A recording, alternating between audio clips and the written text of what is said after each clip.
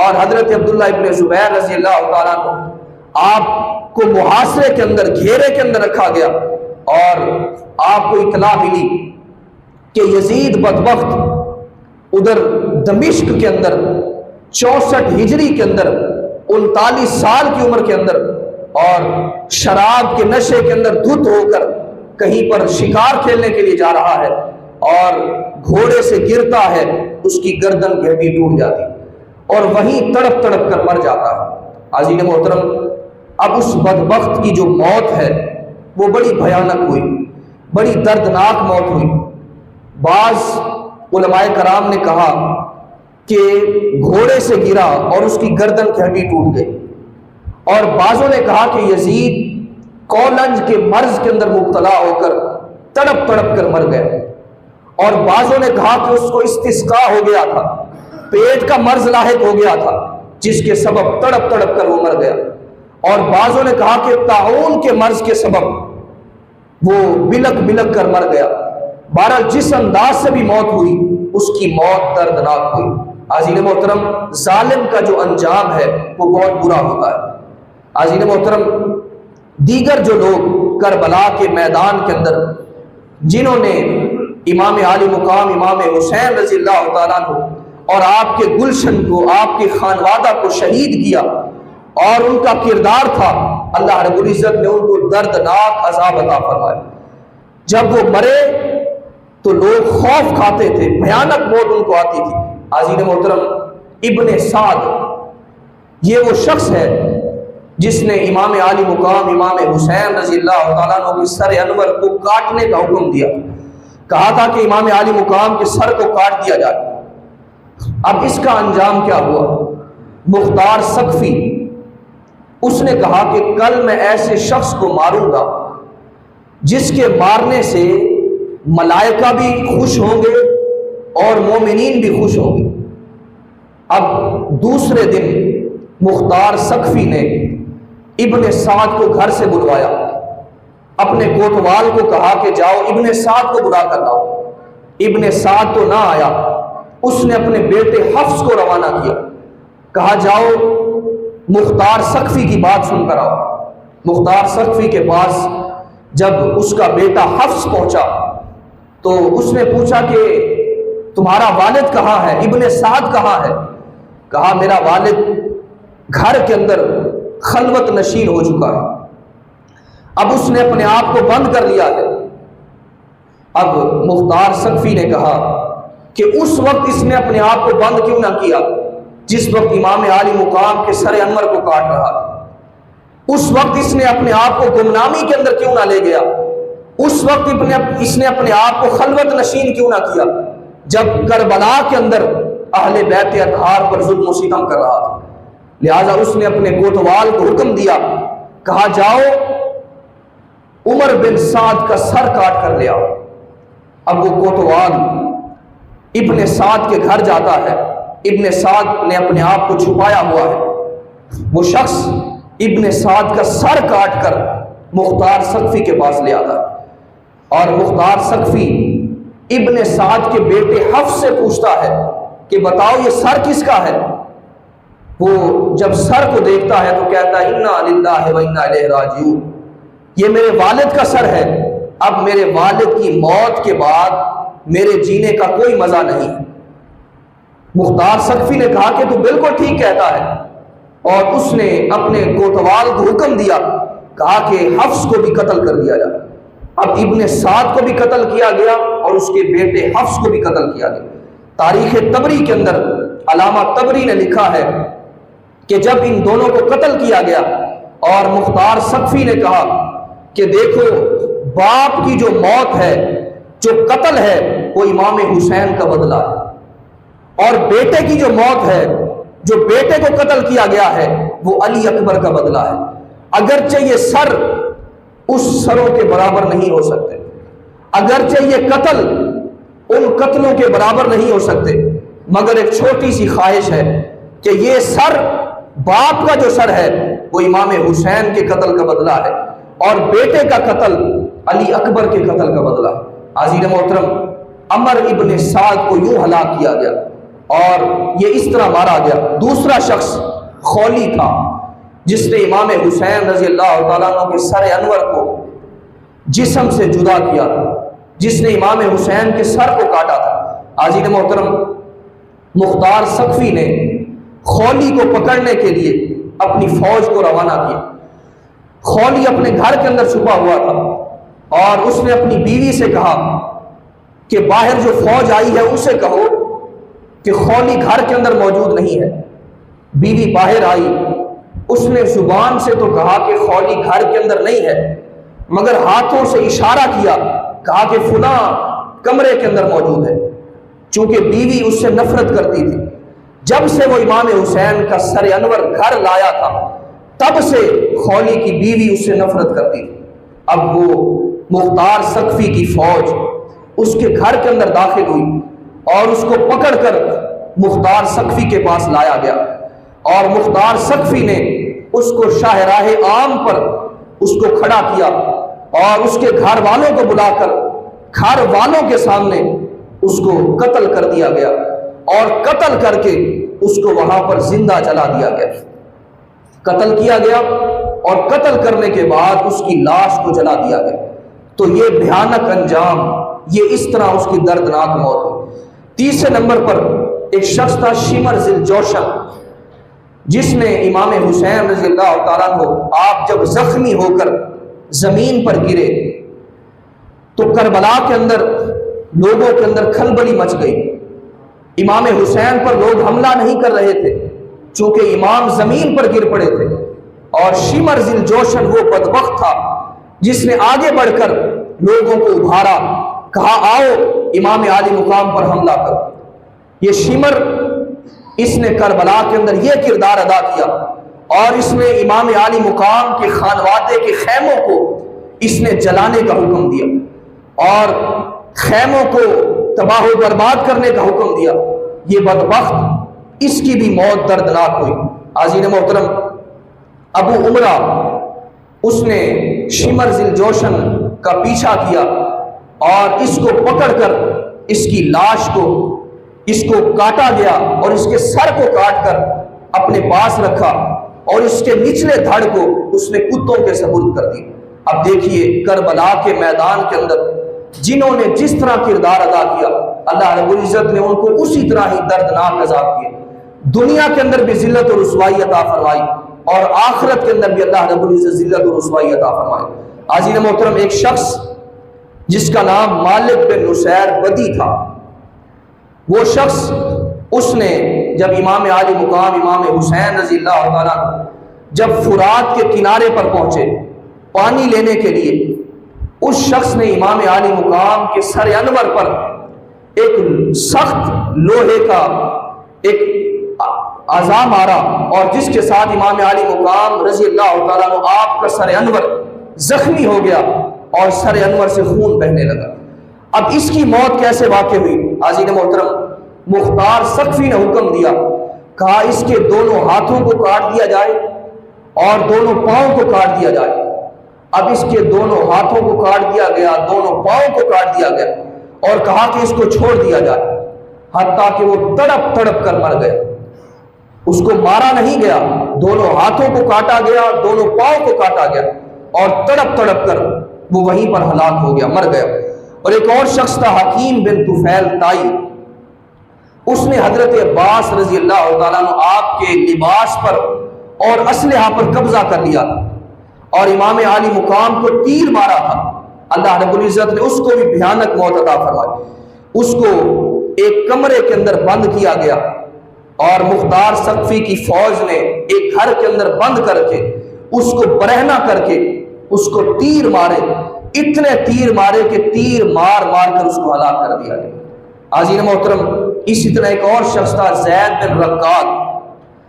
یہ وہ شخص ہے جس نے حضرت عبداللہ بن مسلم بن عقیل رضی اللہ تعالیٰ عنہ آپ کو شہید کیا، جس نے حضرت عبداللہ بن مسلم بن عقیل کو تیر مارا تھا، اور عبداللہ بن مسلم بن عقیل نے سر انور پر ہاتھ رکھا اور وہ تیر ہاتھ کو کراس کرتا ہوا سر انور کے اندر گھس گیا، اور دوسرا تیر مارا پیٹ کے اندر چلا گیا، اور یہ شخص کہتا ہے کہ میں نے پیٹ سے تو تیر کو نکال لیا مگر جو سر کے اندر تیر پیوست ہوا وہ کبھی نہ نکلا۔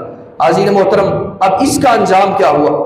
اب اس کو تیر اور پتھر مار مار کر اس کو زمین پر گرایا گیا اور زمین پر گرا کر اس کو زندہ جلا دیا گیا۔ یہ اس کو بھیانک اس کی موت واقع ہوئی اور اس کا دردناک انجام ہوا۔ حاضرین محترم، اسی طرح ایک اور شخص تھا ابن زیاد، جو کوفہ کا گورنر تھا اور جس نے کربلا کے اندر جتنا ظلم ہوا سارے احکامات ابن زیاد کے چلتے تھے۔ اب اس کے ساتھ ابراہیم مالک بن اشتر نے اس کے ساتھ مقابلہ کیا، جنگ ہوئی اور 10 محرم الحرام اسی دن کو 67 ہجری کے اندر اب اسی بدبخت کو فرات کے کنارے پر اس کو مارا گیا اور اس کا سر کاٹ کر امام عالی مقام رضی اللہ تعالیٰ عنہ کا سر انور جہاں پر رکھا گیا تھا اس بدبخت کا سر بھی وہیں پر رکھا گیا اور بتلایا گیا کہ دیکھو امام عالی مقام کے سر کاٹنے والے کا انجام یہ ہوتا ہے۔ دردناک موت واقع ہوئی۔ حاضرین محترم، علماء کرام نے لکھا ہے کہ جو بھی امام عالی مقام اور کربلا کے واقعہ کے اندر ملوث تھے، اللہ رب العزت نے ان کو دردناک انجام سے دوبالا کیا۔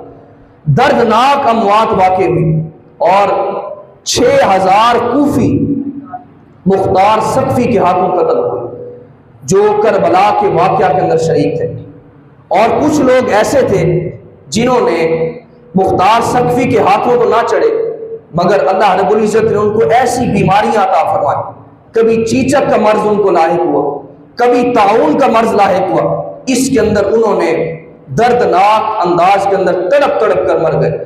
تاریخ الخلفاء کے اندر علامہ جلال الدین سیوطی رحمۃ اللہ علیہ فرماتے ہیں کہ واقعہ کربلا کے کچھ عرصہ کے بعد کوفہ کے اندر چیچک کا مرض پھیل گیا اور جنہوں نے امام حسین رضی اللہ تعالیٰ عنہ کو قتل کیا تھا اور اس قتل کے اندر شریک تھے اور کربلا کے اندر اہل بیت اطہار کے گلشن کو بکھرنے کے اندر جن کا تھوڑا تھوڑا بھی حصہ تھا، اللہ رب العزت نے ان کو یہ سزا عطا فرمائی کہ ان کی اولادوں کو 1500 کے جو قریب تھے، اللہ رب العزت نے اس چیچک کے مرض کی وجہ سے ان کو اندھا کر دیا، وہ اندھے ہو گئے تھے۔ اور اسی طرح حاضرین محترم، علامہ ابن حجر مکی رحمۃ اللہ علیہ فرماتے ہیں کہ جس شخص نے امام عالی مقام کے سر انور کو گھوڑے کے ساتھ باندھا تھا، اللہ رب العزت نے اس کو یہ سزا عطا فرمائی کہ کچھ دن گزرے اس کا چہرہ کالا پڑ گیا، سیاہ پڑ گیا۔ اس سے کسی نے پوچھا کہ بتا کیا ماجرا ہے، تیرا چہرہ سیاہ کیوں ہو گیا ہے؟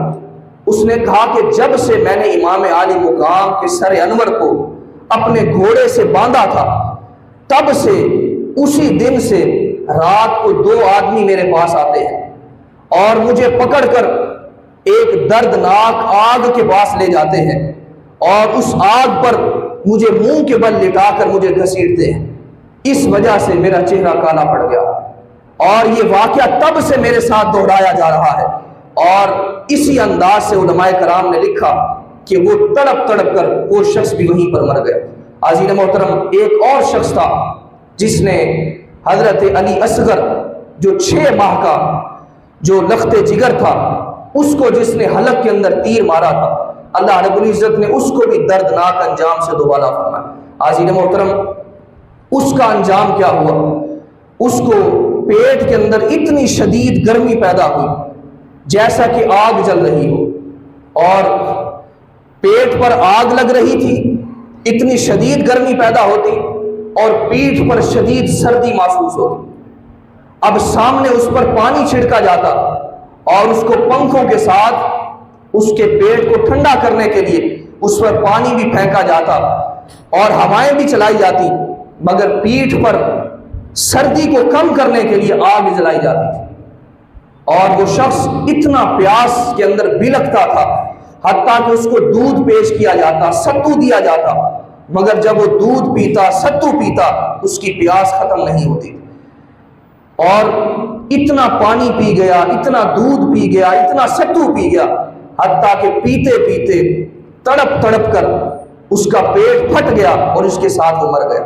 عزیز محترم ابن زیاد جب اس کا سر کاٹا گیا اور اس کے سر کو رکھا گیا اور دوسرے سروں کے ساتھ اس کا سر پڑا ہوا ہے، عزیز محترم روایات کے اندر آتا ہے کہ ایک سانپ جس کو لوگ دیکھ کر کانپ گئے، وہ سانپ آیا اور اس نے سارے سروں کا معائنہ کیا اور حتیٰ کہ ابن زیاد کے سر کے پاس پہنچا اور ابن زیاد کے نتنوں سے داخل ہوا۔ بہت بڑا سانپ تھا، ابن زیاد کے ناک کے اندر سے داخل ہوا اور منہ کے ذریعے سے باہر نکلا، اور حتیٰ کہ کافی دیر کے بعد سر کے باہر سے نکلتا، اور یہ عمل اس نے 3 مرتبہ دہرایا اور پھر غائب ہو گیا۔ عزیز محترم، جنہوں نے بھی ظلم کیا اور اہل بیت اطہار کی عزت کو پامال کیا، اس گلشن کو ہاتھوں سے مسلا کاٹا، اللہ رب العزت نے ان کو بھیانک انجام سے دوچار فرمایا اور بھیانک دردناک موت سے ان کو دوبالا کیا۔ عزیز محترم، ظلم جیسا بھی ہو کبھی بھی قائم نہیں رہتا، جس پر بھی ظلم کیا جائے ایک وقت وہ آتا ہے کہ اللہ رب العزت ظلم کا بدلہ ظلم سے دیا کرتا ہے۔ روایت کے اندر آتا ہے آقا کریم علیہ السلام نے ارشاد فرمایا کہ ایک خاتون تھی، اس نے ایک بلی کو پالا ہوا تھا، اس کے گھر کے اندر بلی تھی اور اپنے رشتہ داروں کے پاس گئی اور اپنی بلی کو رسی کے ساتھ باندھ کر گئی۔ اگر کھول کر جاتی تو وہ کچھ کھا لیتی، اپنے پیٹ کی آگ بجھا لیتی، مگر وہ رسی سے باندھ کر گئی۔ اس کو 3 سے 4 دن وہیں پر لگ گئے۔ جب واپس آئی تو وہ بلی بھوک کی وجہ سے تڑپ تڑپ کر مر گئی۔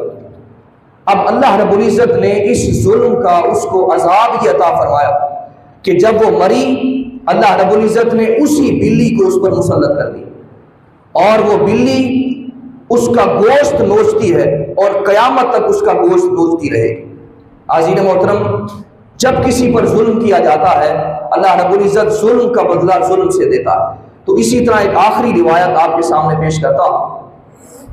اب ایک بدکار عورت آقا کریم علیہ السلام نے بیان فرمایا ایک سفر پر جا رہی تھی، اس نے راستہ کے اندر دیکھا ایک کتا ہے جو پیاس سے تڑپ رہا ہے، سخت گرمی ہے اور وہ کتا پیاس سے تڑپ رہا ہے۔ اس نے کنویں کے پاس دیکھا کوئی ڈول نہیں ہے، کوئی رسی نہیں ہے۔ اس نے اپنے جوتے کو اتارا اور اپنے دوپٹے کو اتارا، اب دوپٹے سے اس جوتے کو باندھا اور کنویں سے اس نے پانی کو نکالا، پانی کو نکال کر اس کتے کو پیاس بجھائی اور وہ کتے کو اللہ تعالیٰ نے زندگی دے دی۔ وہ کتا بچ گیا اور اللہ رب العزت کو یہ ادا پسند آئی۔ اللہ رب العزت نے اس کی ساری خطاؤں کو معاف فرما کر اس کو جنت کا پروانہ عطا فرما۔ تو کسی پر جب ظلم کیا جاتا ہے اللہ رب العزت اس ظلم کو معاف نہیں فرماتا۔ لہذا جب بھی کبھی کوئی موقع آئے تو کبھی بھی ظالم نہ بننا، مظلوم بن جانا، چونکہ جو ظالم ہے وہ اللہ رب العزت کو ناپسند ہے اور جو مظلوم ہے اس کی جب آہ نکلتی ہے تو اللہ رب العزت کا عرش بھی اس آہ سے کانپ جایا کرتا۔ تو عزیز محترم، یہ وہ بھیانک انجام تھا جو اہل بیت اطہار کے ساتھ جو کچھ کیا گیا، اللہ رب العزت نے ان بدبختوں کو واصل جہنم بھی کیا، دنیا کے اندر بھی ذلت و رسوائی ان کا مقدر بنی اور آخرت کے اندر بھی ذلت و رسوائی ان کا مقدر بھی۔ اور یزید مر گیا، مٹ گیا، اس کا تشخص مٹ گیا، لیکن حسین کل بھی زندہ تھا، حسین آج بھی زندہ ہے اور حسین قیامت تک زندہ رہے۔ ان کا ذکر، ان کا چرچا جیسے پہلے باقی تھا، قیامت تک کے لیے ان کا چرچا باقی ہے۔ اور تیرے دل میں کیسی گرا پڑی، تجھے اس سے اتنا حسد ہے کیوں؟ جو نبی کی آنکھ کا نور ہے، جو علی کی روح کا چین ہے، کبھی دیکھ اپنے خمیر میں، کبھی پوچھ اپنے ضمیر سے، وہ جو مٹ گیا وہ یزید تھا، جو نہ مٹ سکا وہ حسین ہے۔ اللہ رب العزت ہم سب کا خاتمہ ایمان پر فرمائے اور ہم سب کو قرآن و سنت پر عمل کرنے کی توفیق عطا فرمائے۔ وآخر دعوانا ان الحمد للہ رب العالمین۔